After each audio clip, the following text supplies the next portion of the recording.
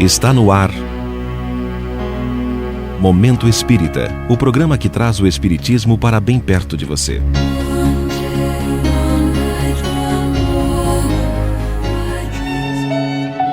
A grandeza inigualável de Deus.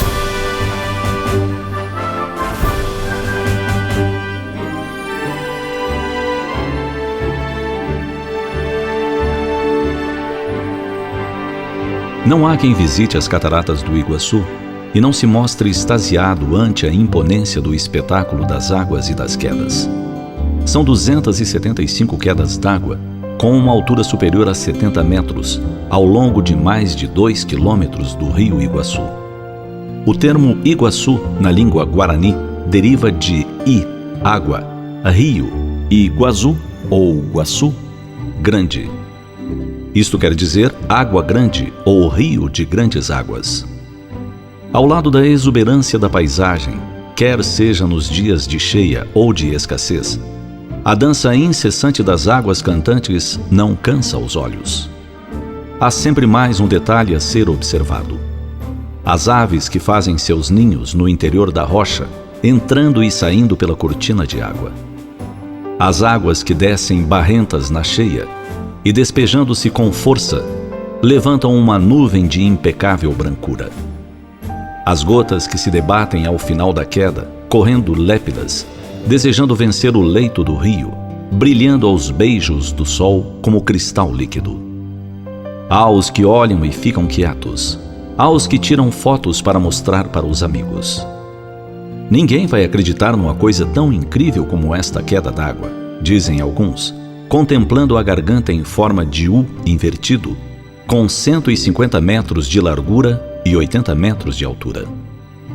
A famosa garganta do diabo. Alguns se deliciam, se encharcando com as nuvens de água formadas pelas quedas, e capturam um momento deixando-se fotografar. Outros ainda se deixam levar pela emoção da lenda da criação das cataratas. Uma lenda tupi-guarani, que fala que há muito tempo o rio Iguaçu corria livre, sem corredeiras e sem cataratas.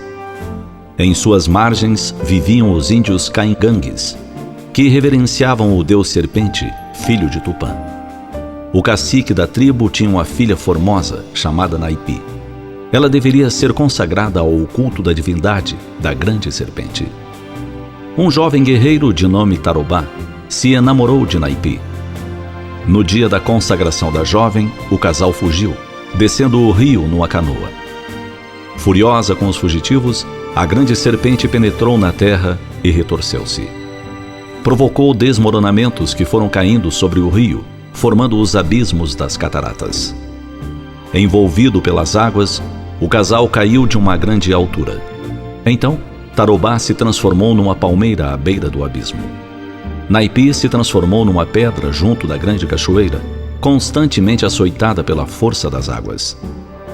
Vigiados pelo deus serpente, eles permanecem ali. Tarobá condenado a contemplar eternamente sua amada, sem a poder tocar. A lenda é apaixonante e envolvente. Os namorados a apreciam e se encantam, descobrindo a palmeira e a pedra.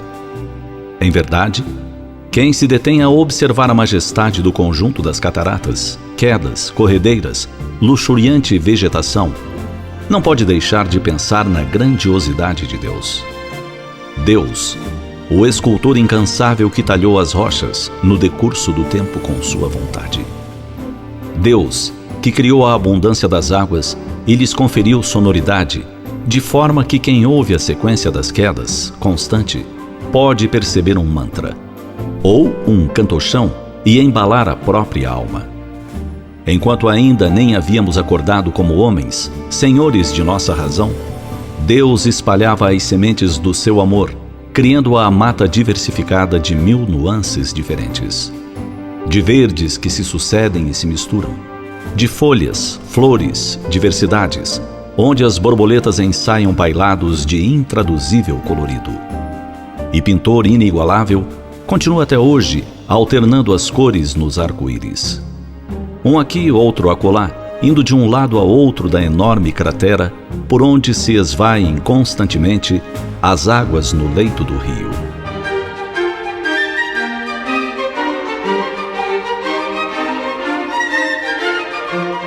Pai excelso ainda idealizou uma lição de fraternidade para os povos. A maioria das quedas d'água fica em território argentino, mas efetivamente é do lado brasileiro que se apreciam os mais belos panoramas. Então, os povos se abraçam. Brasileiros vão à Argentina para ter a vista de lá. Argentinos vêm ao Brasil para assistir ao espetáculo das suas próprias quedas d'água. Ah, a grandeza inigualável de Deus!